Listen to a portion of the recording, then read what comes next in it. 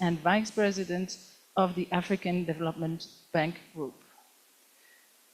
Today, you have heard all the sessions, and I will hand over right away to Honorable Minister, who will start. Vice President of the African Development Bank. Today, you have heard all the sessions. Apologies for this technical problem. Are we okay to continue? No.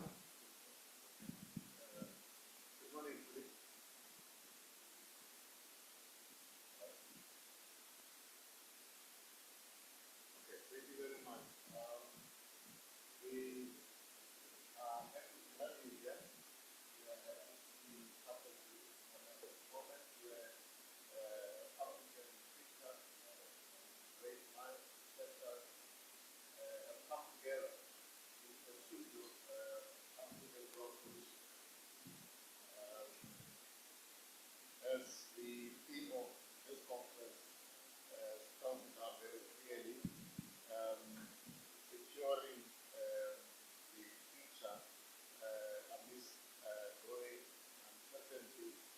I think the challenge now is that we know the turmoil across the world, we know the problems that are bedeviling us on the continent, developmental challenges, poverty, unemployment, all those now juxtaposed next to the global challenges of conflict in Ukraine, all those other conflicts.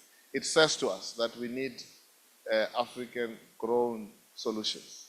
We need innovative funding models that reduces Africa's reliance on foreign funding. I am reminded of a Zimbabwean writer called Chenjerai Hoover. He says that poverty is worse than war. You can stop war by talking, but you can't stop poverty by talking. So the message that me and the President of the Republic have been bringing to colleagues who are meeting today, African experts, is that the time for talking is over. We need solutions, and we need solutions now. And we believe that they have the wherewithal, they have the knowledge, and the other question is, as African governments, are we ready to implement? And for us, in Botswana, as the new government, we are ready and willing to partner with our international cooperating partners, and we are willing and ready to begin in earnest this journey towards the Africa we want as espoused in Agenda 2063 vision. I want to end, colleagues, by saying this Africa that we want will be birthed here. Botswana is the kitchen in which this Africa is being cooked. I thank you.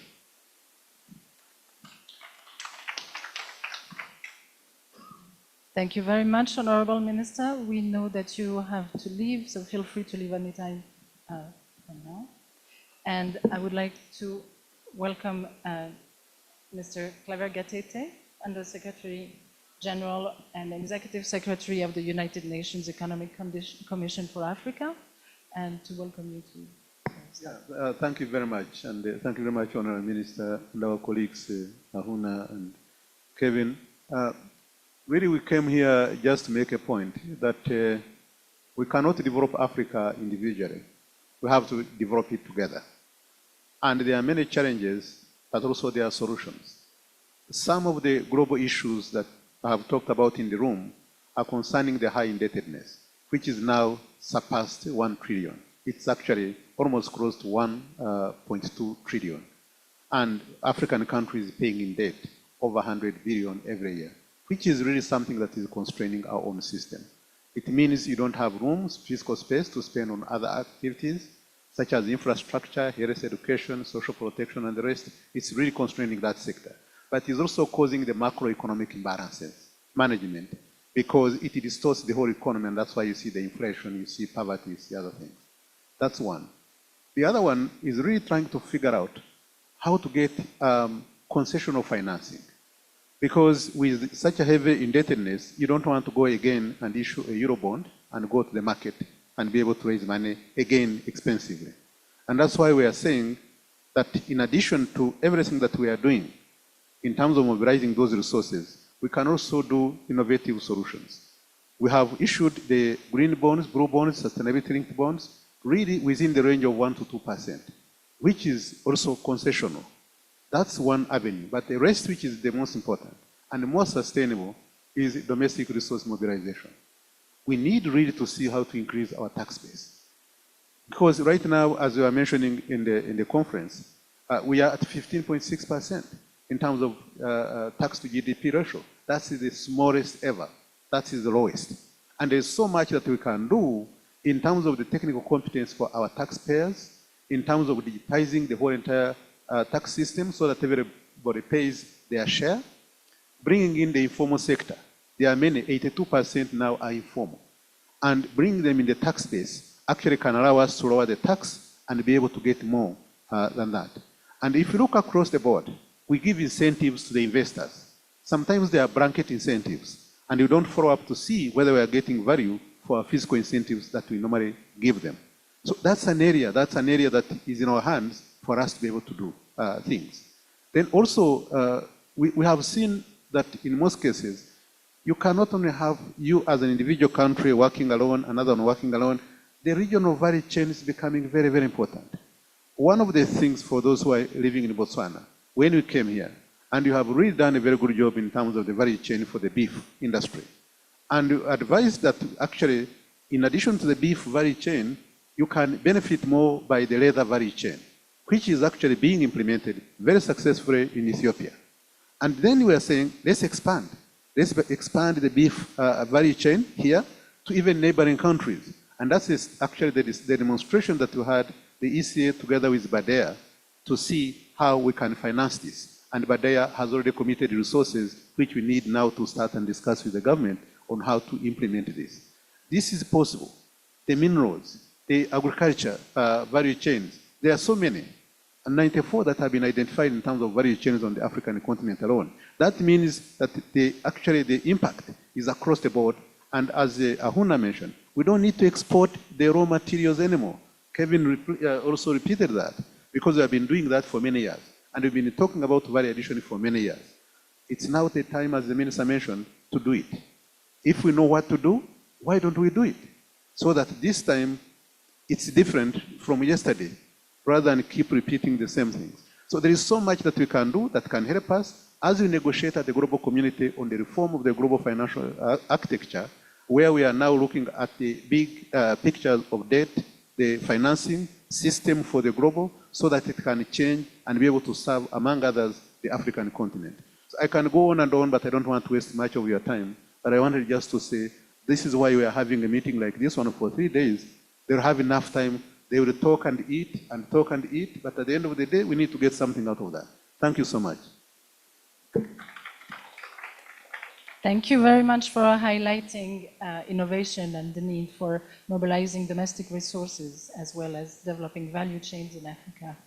And I would like to hand over to Ms. Ahuna Ezeakonwa, who is UN Assistant Secretary General as well as Director for the UNDP's Regional Bureau for Africa.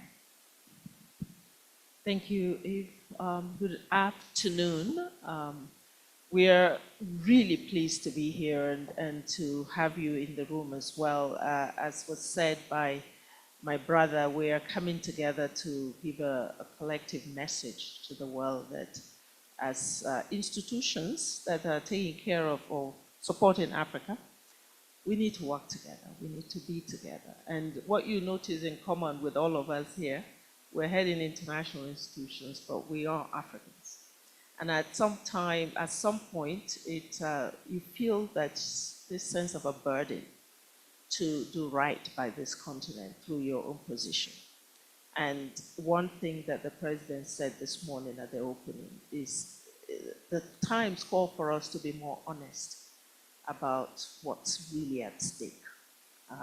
And this forum, this platform, we're hoping and actually insisting that it be a platform for honest conversation about the condition of Africa and the condition of the world, and how Africa navigates to protect its future and to secure an economic status that is deserving for the people. And I think the opportunity we feel is now, and there is also some urgency. So the world is moved from being unipolar and bipolar to being multipolar. What does that mean? It means there is increasing competition between actors for interest. And Africa has become a destination for a lot of that competition because of what Africa has to offer. Its youthful population, its mineral content that will power a net zero world, but also Africa's own role in dealing with climate change issues. That presents an opportunity for the continent because now you're dealing with a diversity of partners, diverse entities around the world.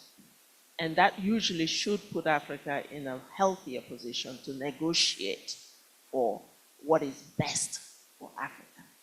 But at the same time, for it to have a voice in the world in terms of how the world goes forward. We need Africa's voice on issues of digital governance, for instance. Digital technologies will start to rule our world. It is the new gold, it is the new governor. How is it going to be governed? And what kind of sovereignty will Africa be able to speak of when it comes to AI, for instance? How does Africa ensure that it is influencing how these ideas and the decisions around them are being shaped? Next year, South Africa will host the G20. Is Africa in a position to present its voice, its position at that G20 where top leaders make decisions that influence the world? So this conversation isn't just about what we need to do in our backyards. It's also about how Africa leads. And we're really excited that a lot of the thought process is happening on the continent in terms of the papers that will be presented here today, whether it's on issues around credit ratings or carbon markets or debt and so on and so forth. These are intellectual offerings from the continent, from young minds of the continent. And we are pairing that up with also voices from outside to really be able to interrogate honestly a lot of these issues. And the UN Development Program, we present ourselves as a convener, as an advocate, but also as an implementer, supporting governments to implement very complex policies around ending poverty. Thank you. Thank you very much for highlighting the sense of urgency and the opportunity for honest conversations that we will have during this 19th edition of the African Economic Conference. And I would like to hand over to Professor Kevin Orama, who is, I repeat, the Chief Economist and Vice President of the African Development Bank Group. Thank you very much, moderator, and thank you, gentlemen and women of the press, for making time to be here. I will only build on what my partners, brothers, my sisters, have already put on the table. And I want to start from you, the media, because narratives matter. So the other thinking about Africa's development is also understanding and changing the narratives about Africa's development. We must begin to do what His Excellency, the President of Botswana, encouraged us to do today, to think critically and meaningfully about the stories we hear about Africa, the stories we tell about Africa, but also to think meaningfully about the models of development we use for developing the continent. You've heard from all three of us and also His Excellency this morning that the current models of development that we've been using for decades has not served Africa very well. We need to be able, as African reporters, African experts, African governments, understand what is amiss here and how can we fix it. That for me is one key thing that I'm challenging all the bright minds that are gathered for this conference to think through. Because unless you change the architecture of a building, you cannot rebuild it properly. And currently, all the efforts by African governments to develop Africa in a sustainable way is like carrying a bag of sand and climbing a hill. So it's really very challenging. Be it in the debt that Gatete raised, we have a lot of what we call the Africa premium, where the African continent is paying highly for debt for just perceptions of risks. If you think about governance and economic governance in Africa, we have African countries losing over 1.6 billion US dollars every day, including today, because of weaknesses in our economic governance that have been ingrained in the colonial systems of governance that we have inherited, which was not built to develop Africa. It was actually built to allow Africa to be able to harness resources from Africa. And that is why African countries have remained at the lower end of the value chain. How can we change those? We need to start rethinking even our education in terms of how we are investing in education, what type of education we're investing in, and what type of human capital we're building. Like Ahuna has said, building the jobs of the future that will be able to create value for Africa and be able to move forward. But we cannot overemphasize the issue about one voice. African economies as countries today are often too small to achieve scale. So you might have high growth rates in one country, but then if that country's size of the capital market is small, it cannot compete globally. So we need to leverage the Africa Continental Free Trade Agreement. That is a landmark. Again, you heard it from His Excellency today. So for me, the message to you as reporters is to actually be very intentional about what you report about Africa. My mother used to tell me that the way you sell your market is how people are going to buy it. And if we keep selling Africa as poor, Africa as dependent, Africa as, you know, all those things you write in your papers and in your stories, then Africa will continue to be that way. So let's start looking at the positive sides as well. This continent has 65% of arable land to produce, remaining arable land in the whole world to produce food for the whole world. So we can feed Africa and feed the rest of the world. This continent has the highest technological potential in renewable energy, so we can be the source of renewable energy for the continent. This continent has mass of minerals that is supposed to drive green transitions, so we can become that driver, leader of green transitions and green technologies. And that is why intentional, strategic, pro-innovation industrial policy becomes very central for us, so that we can focus on value addition instead of trading in raw minerals. We can focus on building capacity, we can focus on technologies, we can focus on innovations, and all those things we need to do in order to be able to move forward. But never again should Africa accept the narratives of being poor, because the continent is a very rich continent. The people of Africa are poor, but Africa as a continent is very rich. And that is why throughout history, the rest of the world comes to Africa as the treasure trove for their own development. Let's make those capital in Africa work for Africa's development. Thank you very much, Professor. So you have heard it. The time is now. We need Africa's voice, and we need a positive narrative on Africa. And also you heard the importance of sending collective messages and institutions coming together, which is what we are doing this weekend over the African Economic Conference. And we will, unfortunately, only be able to take 2 or 3 questions, and I would like to ask you to raise your hand if you have a question, introduce yourself with your name and the outlet you are working with, and then ask your question and mention who you are directing the question to. I'll start with you.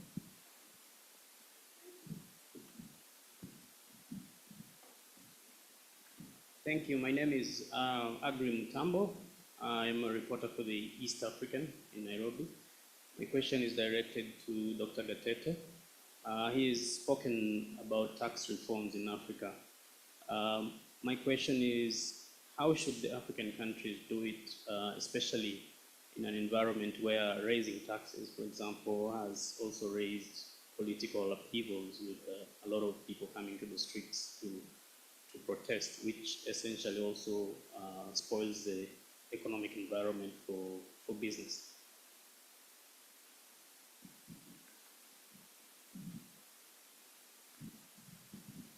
Yes, we have a second question coming here.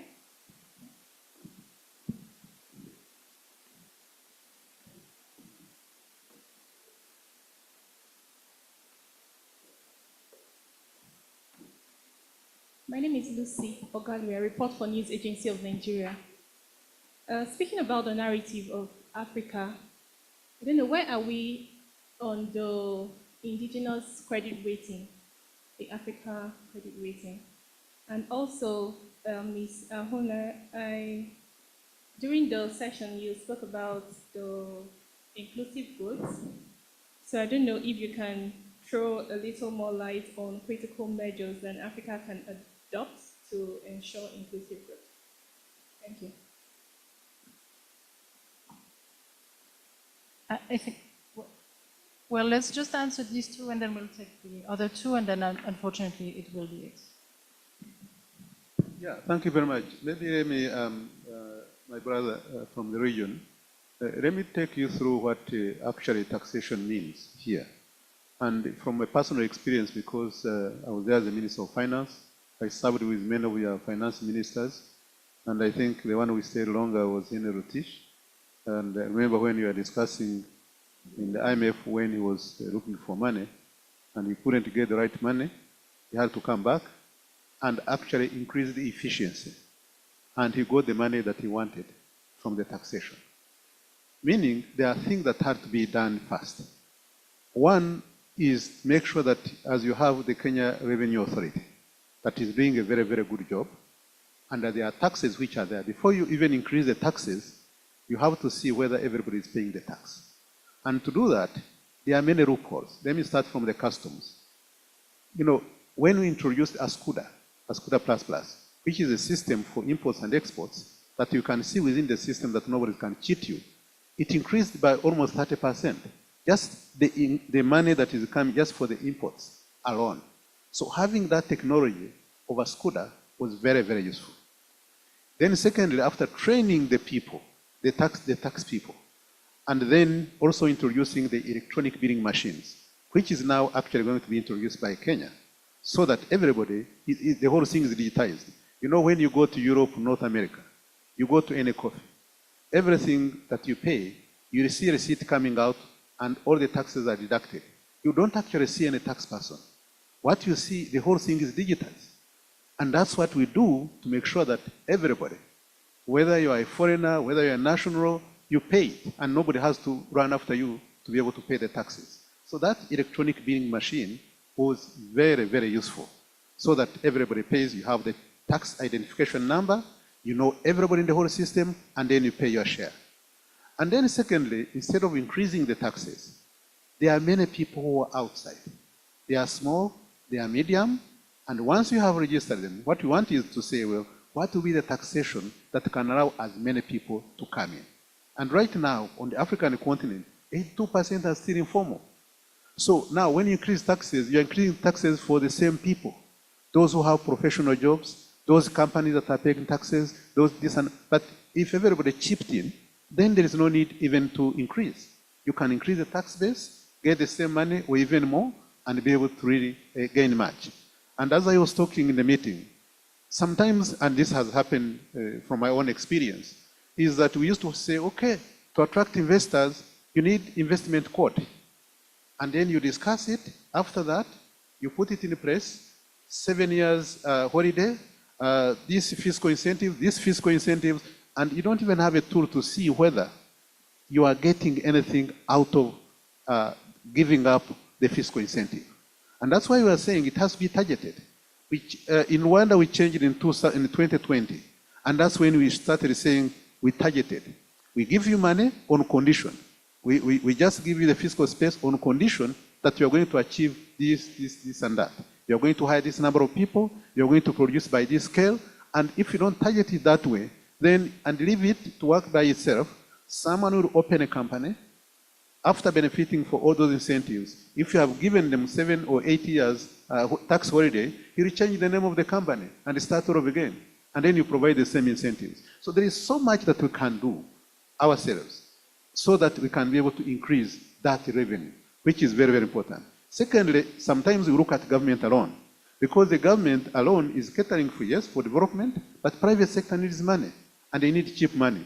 And you know that most of our banks, really in our own countries, they don't have the rating that can take them to the global market to be able to borrow. And that's the issue which Ahuna was talking about in terms of credit rating. We are still at that stage where we are still trying to assist them. And we are all working together in collaboration. But here, the capital market is what brings in long-term resources for the private sector. If you don't have a well-functioning capital market, stock exchange, then it cannot grow. There's no country, in a developed country, that has ever grown without the development of the capital market. And that's where we need to concentrate. I remember during my time, we had actually wanted to have a bigger market. And we wanted to link the Tanzania, Uganda, Kenya, and Rwanda so that we can have one platform. It was financed by the World Bank. So that we can this time look at it as one market rather than each small market all across, so that we can attract more of the people who are investing globally. So here, there is so much that we can do. Increasing taxes is not the solution. But looking at what is missing, how is the structure of the taxation? I know that in your country you have also been discussing with others in terms of, for example, property tax and other things, but there's a way that it can be done better, and it can be able to bring in more people so that they can be able to benefit without necessarily increasing the taxes. But increasing the taxes can be done, but it has to be well justified. Thank you so much. Thank you. Just to add a bit and then take the question asked by my sister. The other side of taxation in Africa to make it work is improving the social contract between the government and the citizens. Because in my research, I find that citizens are more willing to pay more taxes, even the informal sector coming in to pay more taxes when they see that the resources are being judiciously and transparently utilized for running the government and providing the infrastructure required. So if the implicit tax in a country is high, where in some countries, I won't name them, individuals have to sink their own borehole to get water, they have to build the roads to their houses, and then also have their own small generators in order to create electricity. When you now come and say you are asking for taxation, they feel they're paying twice. So governments have a role in terms of improving macroeconomic prudence and fiscal prudence in governance. Then the other point is what has been raised by my brother here, which is the leakages in the system. You know, all these incentives you talk about, we give to multilateral companies in Africa, we lose about 275 billion, not million, billion US dollars every year because of international profits shifting. So we need to be smart to improve tax administration through the use of technologies and several other things. And many countries in Africa, like under his leadership in Rwanda, they did it very well. So it's easy for us to just see what works and pick it up in order to move forward. You raised the issue about narratives and where we are with the ACF, with the Africa Credit Rating Agency. Establishing the Africa Credit Rating Agency is something that is going on. The discussion is continuing, but that's not the panacea. The panacea is actually Africa becoming more prompt with data and data provision, quality of data and transparency in data, but also improving the macroeconomic policy governance on the continent, including political stability and all those other things that makes investors jittery about a market. Because if we do more in improving our own environment, our business environment, the perception of risks will go down. And one of the issues we found in our research is that information asymmetry is a major reason why the big three often rate Africa poorly. So again, we need to invest in our national bureaus of statistics to ensure they collect the right data and are able to share the right data. But training and capacity building is also important so that people in the ministries of finance are able to engage with the rating agencies to understand what information they are looking for and even interrogate their ratings so that they are very open in my discussions to revise ratings based on data when the data is available. Thank you very much, Professor Orama. And I will be turning to Mrs. Yakonwa also on the same question on the Africa credit rating and the narrative on Africa. No, I think he's tackled it very well. I'll just talk about the inclusive growth question. A real tragedy on this continent is that over the decades, Africa has actually experienced growth, but it's been mostly jobless. I think this joblessness is what is really at the heart of instability on the continent today, and poverty, because we're a young continent, a lot of young people who have come out of the system and are basically not able to get the opportunities they need to improve their lives, but also make their own contributions. So that has to change. And when we talk about having an inclusive approach to development, we're saying that we need to have systems in place that ensure that the entire productive demographic is able to apply themselves. Why has Africa's growth been largely jobless? Two reasons. I think one is structural one. The fact that, as was said earlier, we have had colonial economies basically designed for Africa to play one single role for the world, which is as a supplier of raw materials. Now, raw materials being extracted from the continent don't create jobs, whether it's oil or cocoa or copper. That will not generate jobs. So how do you reverse that to make Africa start to add value to its raw materials and not just be a supplier to the world? Because when you then in Côte d'Ivoire create those industries that will turn cocoa into chocolate, that there are a chain of jobs that come from there, and that makes for an inclusive society, right? An inclusive economy. Because who is going to provide those jobs? The people who are currently marginalized. The other thing on inclusivity is women. We have a lot of women engaged in the informal sector. And this is the sector that actually dominates the African economy. Yet, it is the one that gets the least attention. First of all, we call them informal, meaning that they have less. They're, on the ground, least priority. And nobody sees them. It's an invisible kind of force. And when that happens, when you don't actually recognize, register, count that group of people, it means they don't have access to what they need to be able to scale their businesses, whether it's finance or knowledge or markets. So we need to also change that. The Continental Free Trade Area, I think, brings an important opportunity around that. Yesterday, I spent some time with a group of Botswanan women. They are business women, small business enterprises who were enabled by UNDP to go to Namibia and Rwanda to showcase their goods under the umbrella of the Africa Continental Free Trade Area. Two things happened when they exposed themselves. First, they understood that they needed to improve the quality of their products to be competitive beyond Botswana, and started to understand what capacities they need to be able to do that. The second thing is that they need certificates of origin.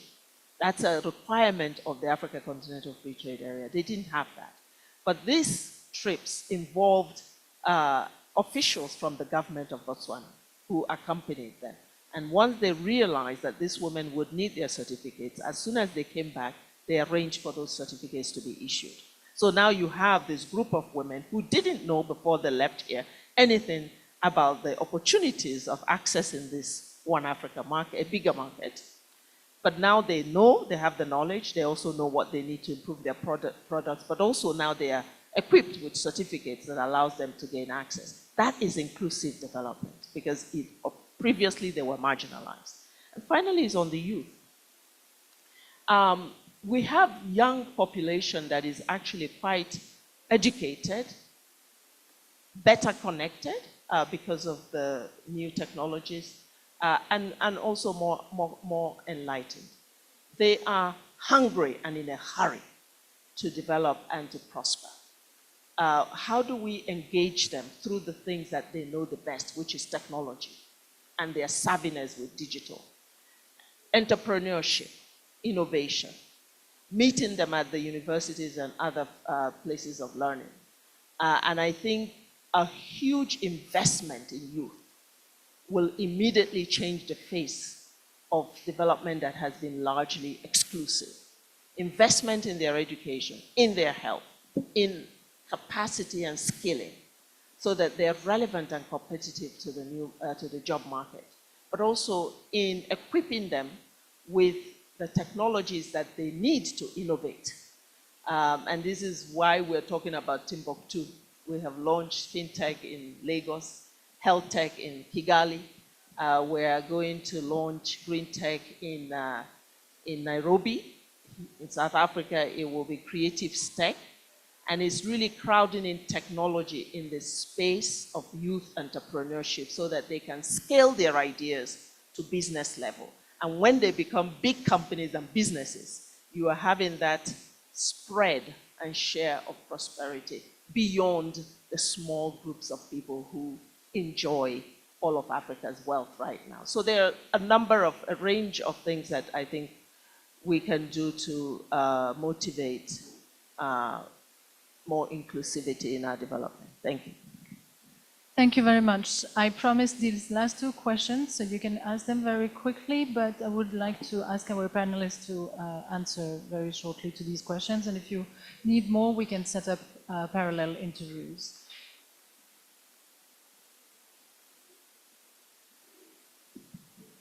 Thank you. My name is Lennox Yeke. I'm from African Business Magazine. And my question is for Ms. Ahuna. You mentioned that around 3/4 of climate financing is not concessional. And we know that climate change is a very big issue that could erode all the gains we're making. So I'd be curious to find out what you see as the measures we can take to expand concessional finance for climate change in Africa. From the bank to answer that question. Maybe we take the second one.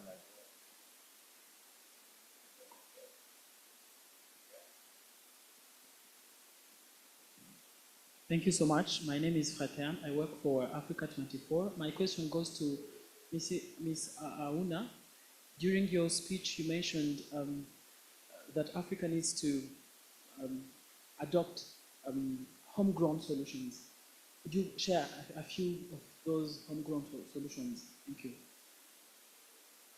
Okay, thank you. On the issue of climate finance and how to expand climate finance for Africa, yes, of a fact, Africa's access to climate finance has been low, receiving only about $30 billion US. But out of that 30 billion, 66.7 or around basically 2/3 of it are from non-concessional loans. For me, climate finance should not be a loan, because climate finance is supposed to address vulnerability in an economy, and most often the most vulnerable economies are not the causers of climate change. We know that Africa is contributing only less than 4% of global emissions, but is more disproportionately impacted by climate change. Why is that? Capacity is one issue. So to be able to mobilize more climate finance, countries must be intentional in building capacity around how to prepare climate projects and how to be able to understand the maze of global climate finance architecture and how to navigate it. So capacity building is one key thing that we need to do in order to be able to address the issue of getting more climate finance to Africa. But I have to repeat, climate finance should be new and additional financing on concessional, even grants, not even concessional loans. But the current architecture we have is making the vulnerable countries that are vulnerable to climate change access debt as form of climate finance. And as my sister said, it's just deepening the vulnerabilities in those countries. So it adds death vulnerability to climate vulnerability, which is just a shame. So just a simple story. In 2012, when they announced 100 billion for climate finance grant, I came and told my president we are soon becoming rich because the money is coming. Up to now, there is no money. And for that one, we have no control over that. The person who is paying is the one who has control over that. And that's why we are seeing the situation that we are in. So when you are talking about this, there are innovative ways of doing it, and that's why we moved fast. For example, on carbon credit. What we realized is that we never had problems of where we have to sell our carbon. Other countries have been selling it at more than $100 per ton. But on the African continent, it's increasingly, it is $7, it's $4, it's below $10. So when we are assisting the member countries in terms of capacity that we are talking about, we started with the Congo Basin Climate Commissions, which are 16 countries, and then we added Morocco. And what we were doing was having a registry of saying, it's like when you are selling any other product. Then that registry contains everything you need to consider while you are negotiating with someone who is coming to buy the credit. They were calling it voluntary selling, but actually you are dealing with people who understand and the people who have no idea. And that means we are being ripped off. So when we did that, it worked. We went now to Sahel. We are working all the Sahel countries and the island states. It's just to help them because usually the carbon is supposed to be traded on the capital market. For people who are professionals, who understand it, and then can be able to get the best deal for any country. But before we reach there, we have to provide the initial technical assistance, capacity, training. And that's how it works. So that's the reality that we are in. But if you say grants, who is going to pay it right away so that everybody can get? That's what we all want. But the reality is that it's not there. And as we continue to pursue the innovative things that can be done, including green bonds and all of that, I think we're going to, as a system, as the UN and the Secretary General has insisted on this, we have to continue to push for climate justice. Because what both my brothers have talked about is the absence of justice in that whole climate conversation. Is you have the polluters who should pay more who are not paid, and those who are bearing the brunt of the impact of the polluters are not being assisted. So yes, we will continue to help governments to look for alternative ways of meeting these gaps, but as a UN system, we will continue to insist, whether it's at the G20, at the G7, at the UN General Assembly, at the World Bank meetings, that grants must be made available to not only deal with mitigation, but also adaptation. We heard at the Dubai COP the announcement of the loss and damage fund. And African governments and countries are still trying to figure out where is that money and how does it come to support them when they have the next cyclone. So, these things we have to keep working on. On the question of homegrown solutions, I think the emphasis here is really that Africa needs to get a little bit more confident in its own intellectual capabilities. Whether it is solutions coming out of our academic institutions. We see today a lot of our professors who are nabbed by other institutions outside because their own environments are not recognizing them, are not valuing their contributions. We have a lot of intelligence there. We have a lot of even development intelligence that's coming out of our institutions. We need to start recognizing this, valuing them, and utilizing them because they are adaptable. The other thing that's happening that's really exciting in the innovation world and entrepreneurship world, when we launched the Health Tech Hub with President Kagame last week, we had 900 submissions from African youth who have ideas on how to tackle health challenges with technology. Now, some of the solutions that they put on the table were quite incredible, and they're actually world-class. But is there going to be capital brought to bear on those ideas to scale those ideas and build companies that will produce. So we want to recognize, again, those innovations that are coming out of the continent. We see in East Africa, in Nairobi, in Kenya in particular, you see the emergence of digital money, mobile money, M-Pesa, and all of that. That's an Africa innovation that actually the rest of the world can be looking into.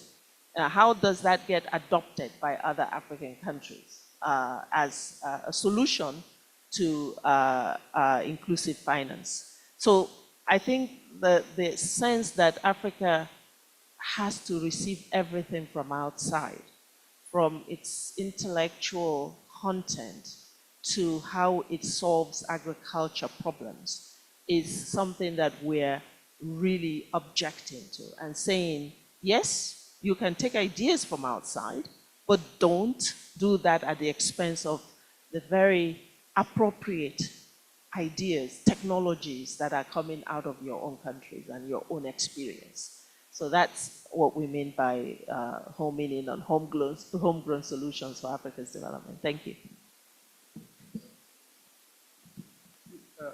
The homegrown solutions, we need a whole session. It's not just an interview, because we can give you what happens in each of the countries in terms of their homegrown solutions. But what is very important, especially for the youth, is what Ahuna just mentioned in terms of the technology innovations. The ECA has just finished compiling all the innovations in technology that are driven by AI. We find that 307 in 38 sectors that is already happening in all our own countries. And we are going to put it on a platform where everybody can see which one is which in health, in agriculture, in industry, in everything else, so that everybody can be able to see that. So that we say, well, this is what we have, but how do we scale up? In most countries, what is happening now, it is setting up a fund for innovation. We started when I was the Minister of Finance, and we borrowed money from the ADB to set up that fund, and that fund has been growing. And that's why the Timbuktu project, which is doing innovations across the continent, can benefit from those innovation funds. That innovation fund is helping the people. They have ideas, they don't have money. They don't know where to start. Even to start, they cannot go to commercial banks. Then you take them, you support them with that fund, and then you take them through the incubation. So that at the end of the day, when they start working, they have employees. They have to manage money. They have to manage this. So you have to train them along the way. So that incubation becomes very useful. But the first thing first is to have a fund that is geared to actually help those people who are starting the innovation. Thank you. Just to end on this, since we're talking to journalists, mindset change. That's the beginning of homegrown solutions. African innovators are the best I have seen in the world. When I was at the African Technology Policy Studies, we have a Youth Innovation Challenge Fund, and what you say is exactly what we saw. That was on climate change. 2008, and African youths and women had cutting-edge innovations to address this issue. But the problem is, African governments, if you are listening, let's focus on our youths. Let's focus on our women. The solutions are there. It's homegrown. And if we're able to harness their mindset and make them comfortable in coming up with those solutions, we will be able to find all the solutions we need for Africa. Second is also in prizing Africa's knowledge systems, Africa's culture, Africa's institutions. Colonialism has ingrained in us that the best way to do things is the way our colonial masters did it. But the way our colonial masters did it was to build value chains to build their own economies so that we can continue selling our raw materials and getting royalties for things that belong to us, while others add value to it.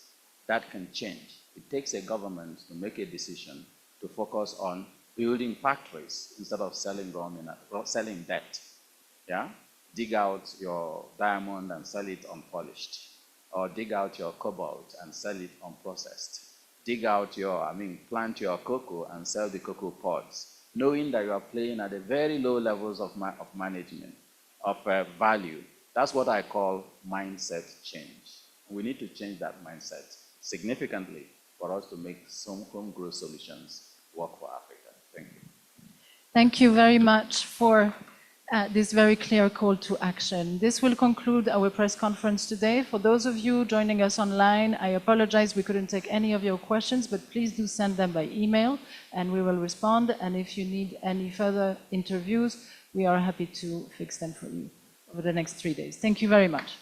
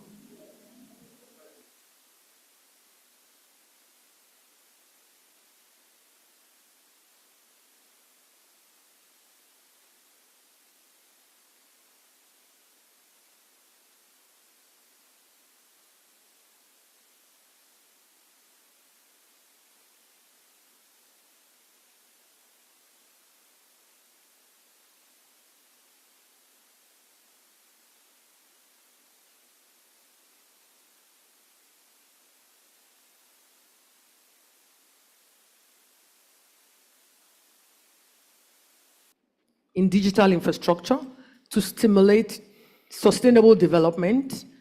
And then what investment strategies and funding mechanisms could best support the growth of these infrastructure, ensuring that technological innovation remains a driving force for sustainable developments across African economies? Dr. Mary, please.